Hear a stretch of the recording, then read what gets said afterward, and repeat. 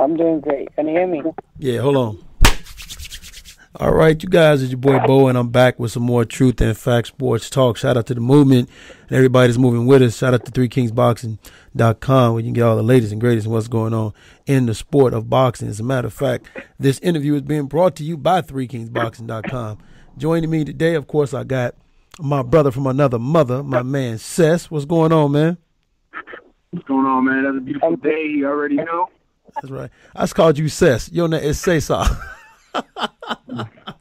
It's all good, man. That's for sure. Right, so that's right.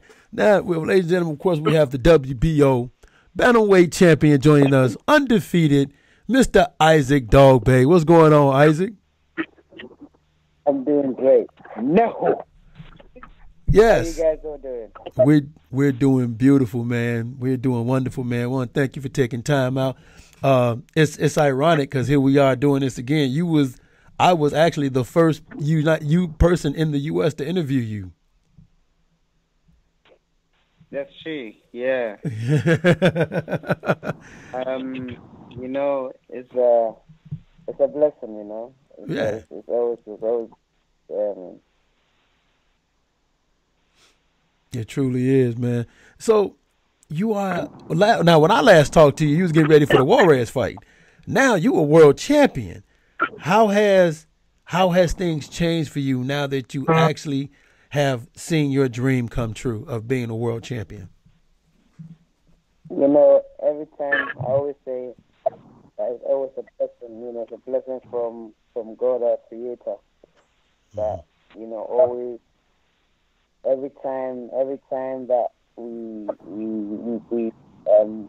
go on our knees to Him, He always answers our prayers. And always gives us everything that we want.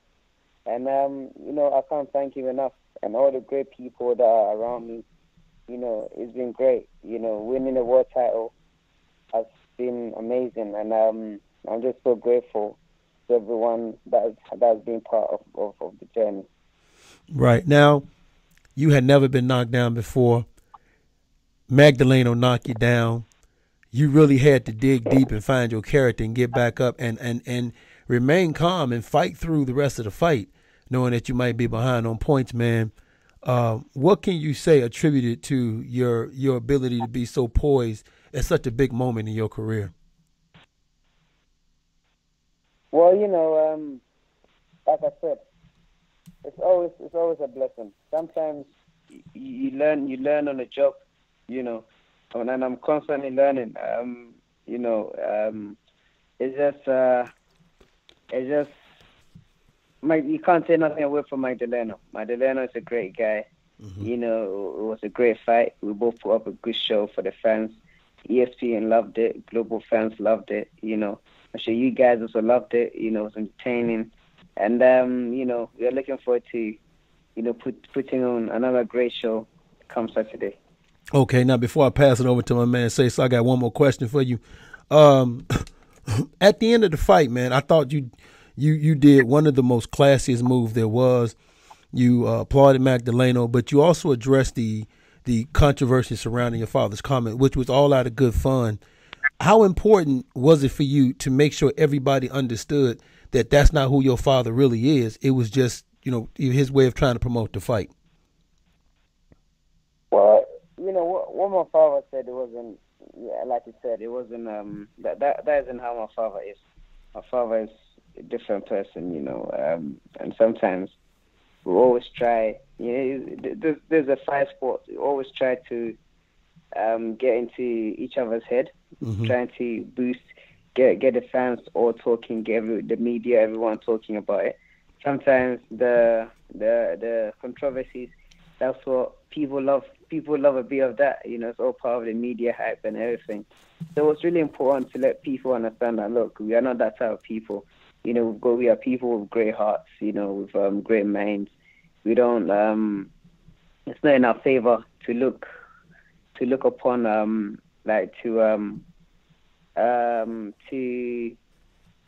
feed on people's inabilities or downfalls. You get what I'm trying to say? So, mm-hmm. It's just a matter of us trying to hype the show, trying to get the public attention, you know. And I believe that we did a great job doing that.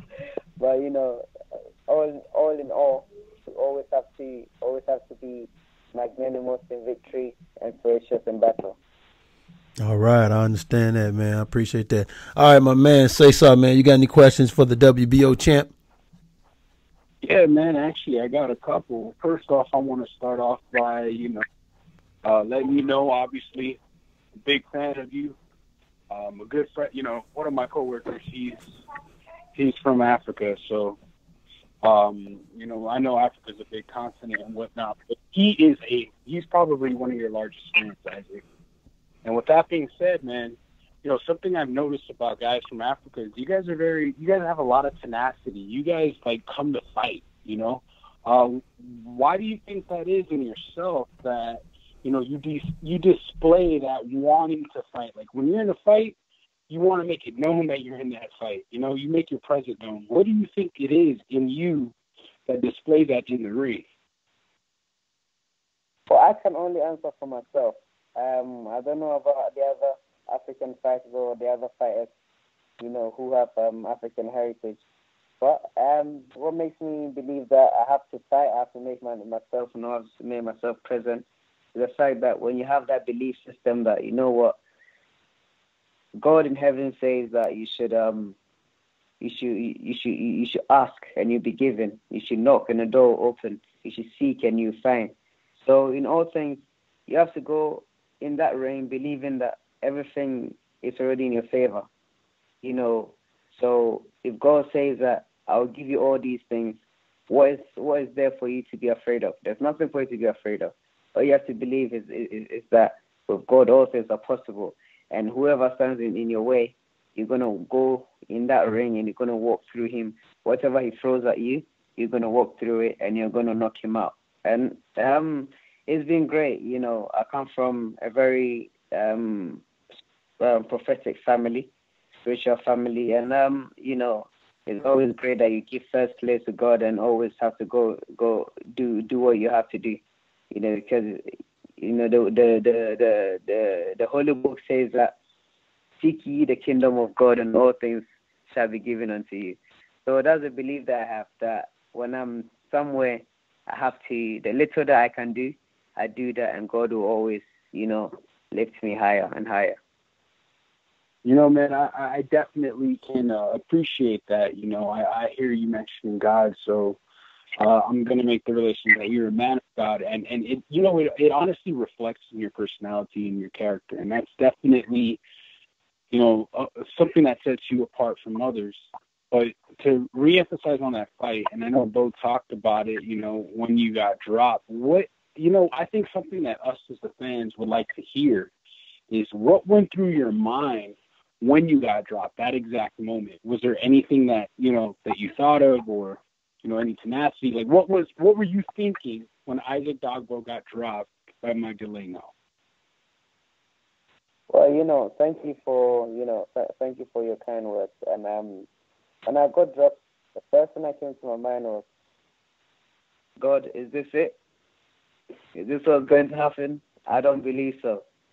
You know, it's like at that moment in time, you yourself, you question, you know, you put a test to God, you ask him a certain question, and then, you know, for some reason you're able to re-energize yourself. You know, you come back, and then, but I mean, it wasn't really a hard knockdown.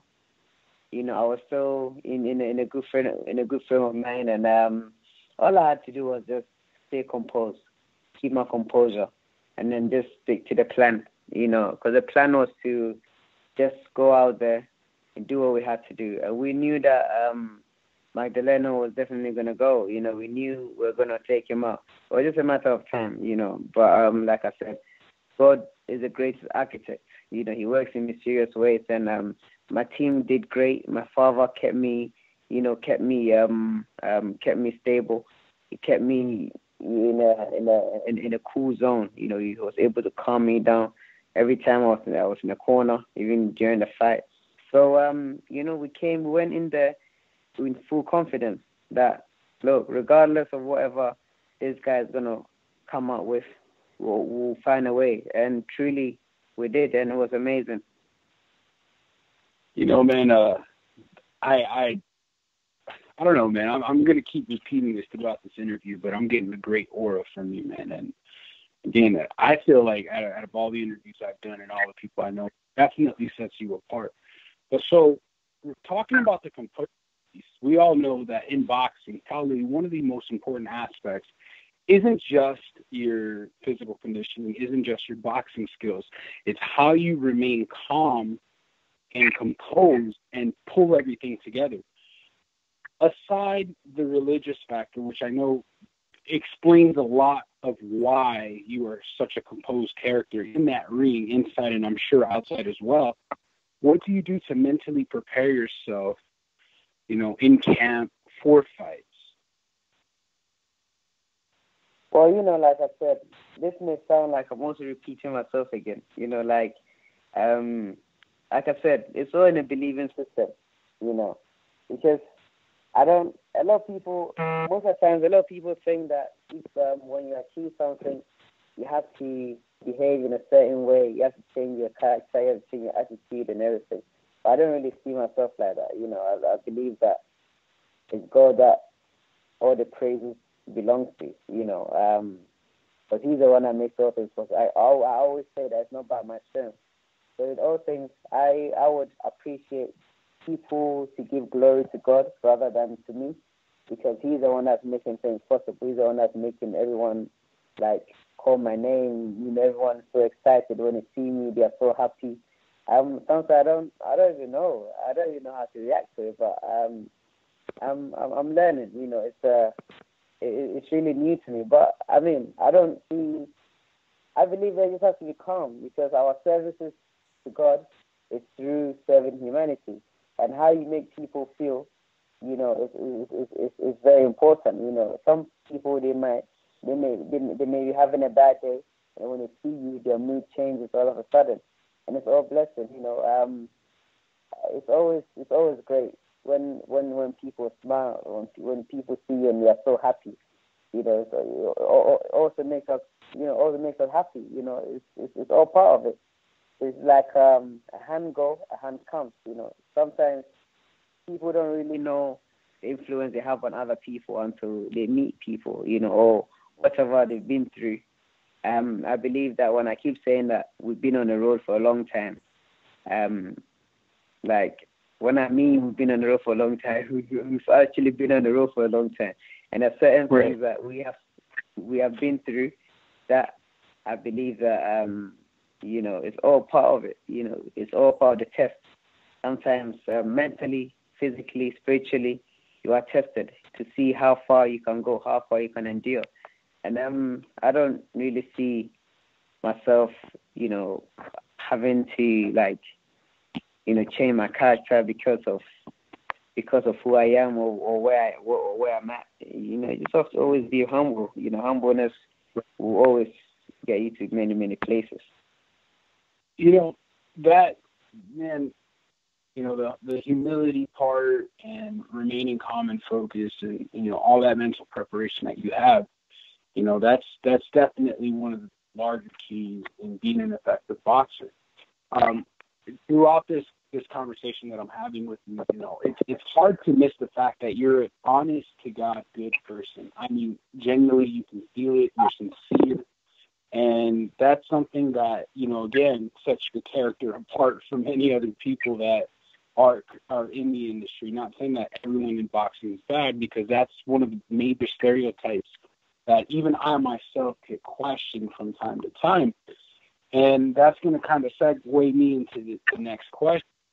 You being such a good guy and such a, positive person and this aura of good energy that, that you portray, why did you pick boxing? What made you decide, I'm sure when you were younger, say, hey, this is the sport for me? Because like I said, one of the misconceptions to the general public is that to be an effective boxer, you got to be that bad person. You got to be that, machismo. But honestly, a lot of people don't understand the inside of what it really means to be a boxer and what motivates you in being a boxer. It's kind of like chess versus checkers. But Isaac, why did you choose boxing? Or should I say, why did boxing choose you? Boxing, my father is the one that got me into boxing. He introduced boxing to me, and then, we started working. And since then, I've always, what he said was, boxing is in your life. We're using boxing as a platform into achieving something greater, because in all things, you have to start from somewhere. And I listen to my father. I believe that there's only one way to success. You have to have someone to guide you. Although God is the ultimate, but God puts people in your path to direct you and to guide you. So once you realize that, these people, they only want good for you and they only want you to succeed, all you have to do is just keep calm and just listen to them, listen to their advice, listen to their directions, and follow the path and the plan that has been set forth for you. And all you can do is just keep succeeding, you keep rising, all the way. And like I always say, it hasn't been by my own strength. It's the collective efforts of many people who are putting a lot of work into me. So whenever people praise me, I also have to reflect on the people that are around me, because they're also doing a great job, and I'm very, very thankful, and humbled by the services that they're also providing for me. Thanks, man. Isaac, first of all, I want to thank you because, like I said, a lot of people, they see what goes on in the ring. They see the clips that happen in training camp, but what they don't understand is who boxers truly are and what motivates them into the sport, who they are outside the sport. So aside of boxing, what do you do to pass time? Even though I'm sure boxing takes up 90, 99, 110% of your time, of course, but are there anything else aside boxing that you do for yourself? Well, at this moment, next year, God willing, I'll be going back to university. I've been accepted into Penn State University. But the aim is to serve humanity, like I said. Because, like I said earlier, many people look up to you. People are always looking for someone that they can look up to or they can believe in. They can sort of like draw some energy from.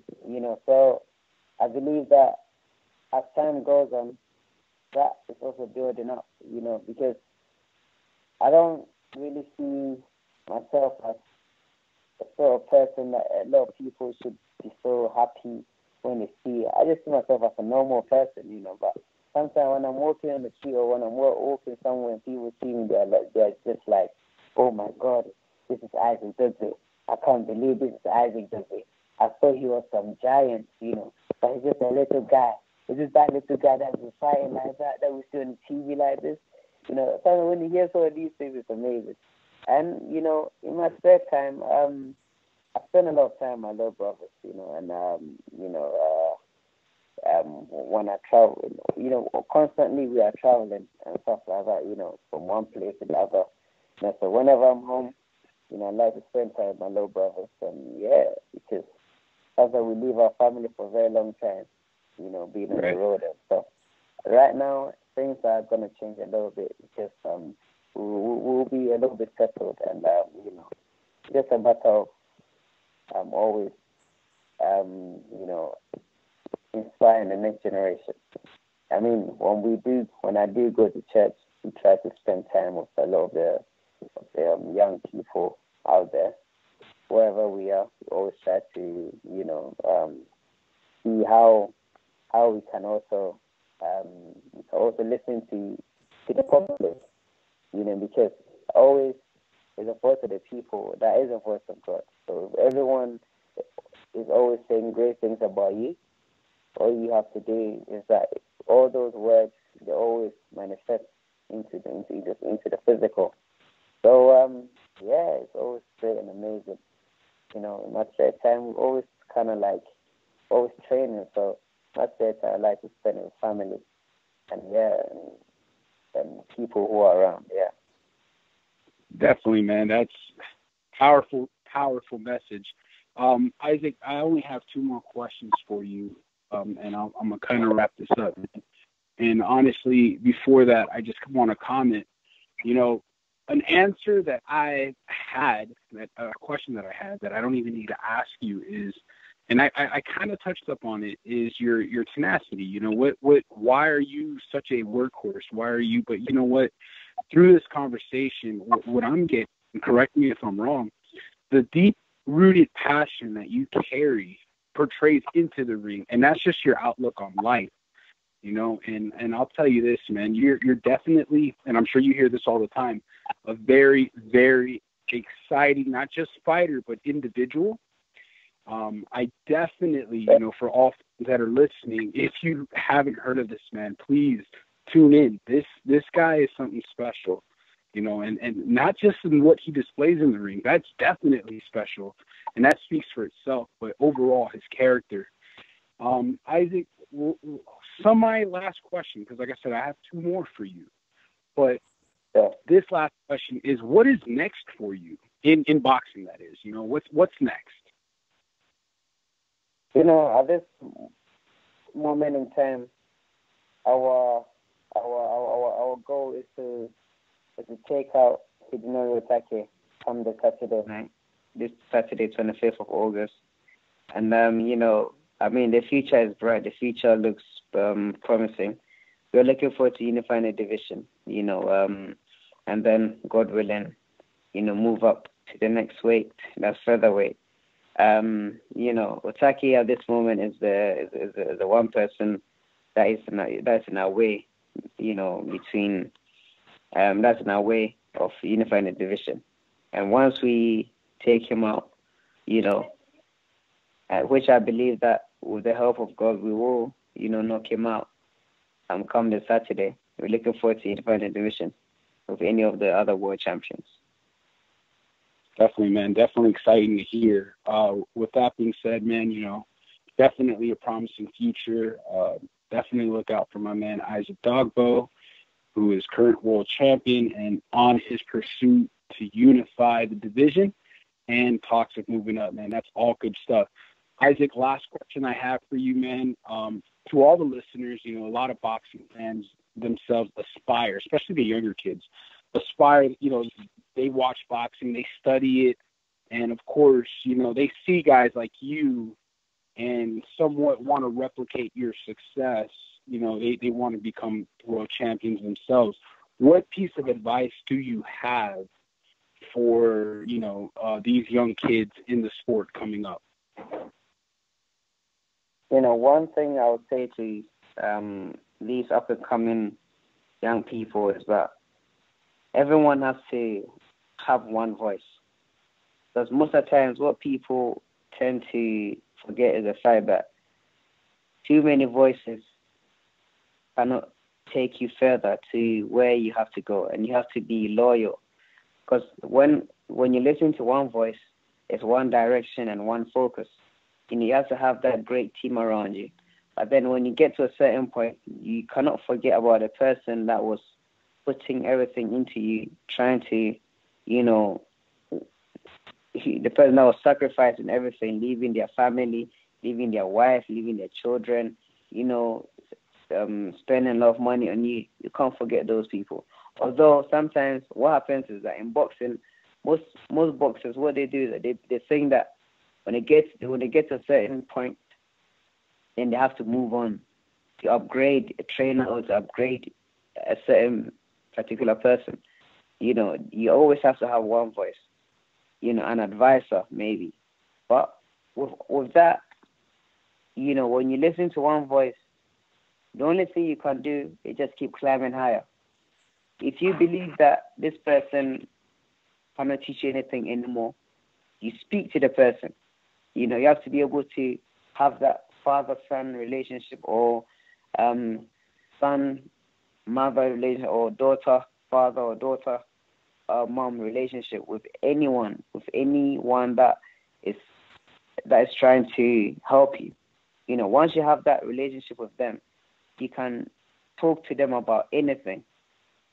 if you feel that at this point in time they can't help you anymore, you have to tell them. You don't just leave them to go your own way. You have to always keep them in a loophole. You have to let them understand that, look, this is it. This is my life. This is your life. This is what we are doing together. So you cannot pass behind him to go do something else that you feel is right for you. So that's what I like to share with everyone. That always you just have to keep their head down. You just have to work hard.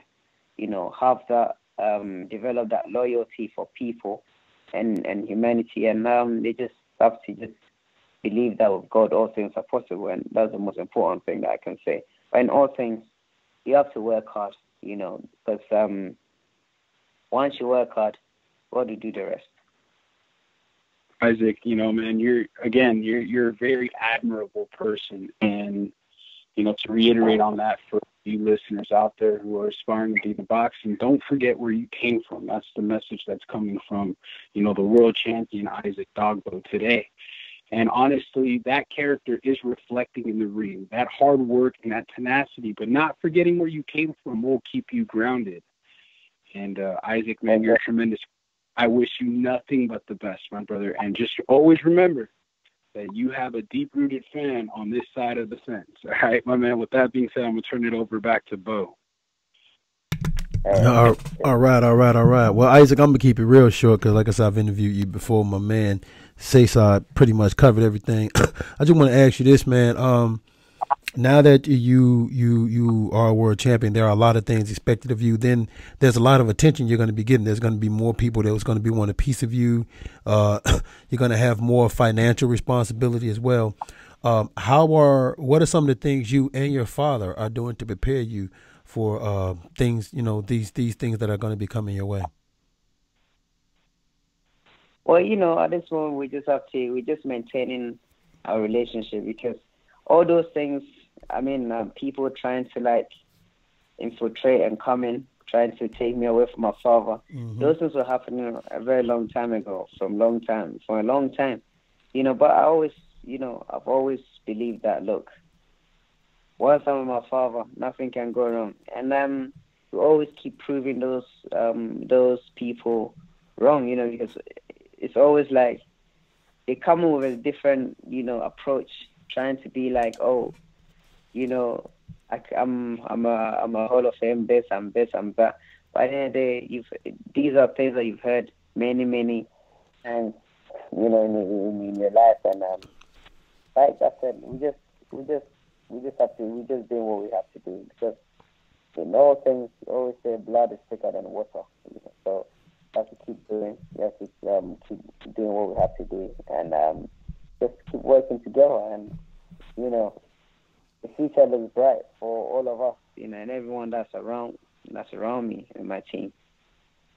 Okay, and last but not least, yo, man, are we gonna see another one of those videos where you hulking up like, and you looking at the video flexing, man? Are we gonna see another one of those for this fight too? Yeah, man. But you know what? Yeah, I'll wait on that. I'm not gonna tell you. So you have to keep posted. You have to keep watching our space, man. All right, man. Listen, Isaac, man. Stay original, my brother. Definitely stay original, man. It's definitely reflecting. You're making waves across the boxing community. Believe me when I say that. And it all comes down to you being you, my brother. You being you. Yeah, that's for sure. That's for sure, man. Well, Isaac, I want to thank you for taking time out to talk to us. I want to thank my man Cesar for taking time out to help out with this interview, man. Man. Sunny Florida, baby. That's right. Hey, so Isaac, tell everybody where they can find you at and follow you, and tell them about the fight and when it's happening and what time they can watch it. So, everyone on Instagram can follow me on my handle at Isaac Braveson, Twitter at Isaac Dogboe, and you can also hear the live boxing on Facebook at Isaac Dogboe. August 25th, that's the date. Isaac Dogboe versus Hidenori Otake at the Gila River Arena, live on ESPN. It's a top-ranked promotion. And I just want to say thank you to Bob Arum, and his team, and also ESPN. I can't wait to get back on ESPN It's gonna be great. It's gonna be awesome. You know, we here to to put up a show. Look, 2 world title fights in one night. It can't get any better than this. So don't forget to tune in. On ESPN, 10 p.m. Pacific time, and 7:30 Eastern. Yeah, is that right? No, I think it's the other way. I think it's the other way around. We knew what you're saying, right? Right. It's 7:30 Pacific, 10:30 p.m. Eastern, and 8:30 p.m. and 9:30 p.m. Central. Listen, man, this country over here, man, and how the time zones, it can be a little confusing. It's a big country, so. With that being said, man, don't even worry. I definitely understood what you were saying. Yeah, I did too. It was just funny. So, my man Cesar, tell everybody where they can find you at, and tell them where they can catch some of the hot articles you've been dropping lately, man. Listen, man, you can definitely find me if you want to catch our interviews. You can find me exclusively here on Truth and Facts Sports Talk, where we talk with the greatest, the latest, about the sport of boxing, other sports like baseball, football, you name it. We cover it all here on this channel. And if you are a reader, for our intellectual readers and people with an artistic view, who like to receive an artistic view in boxing, definitely check us out. Check me and, of course, my group, because it's not just me, it's a family, that's for sure. 3 Kings Boxing. All right. And, of course, this is Truth and Facts Sports Talk. I'm Bo.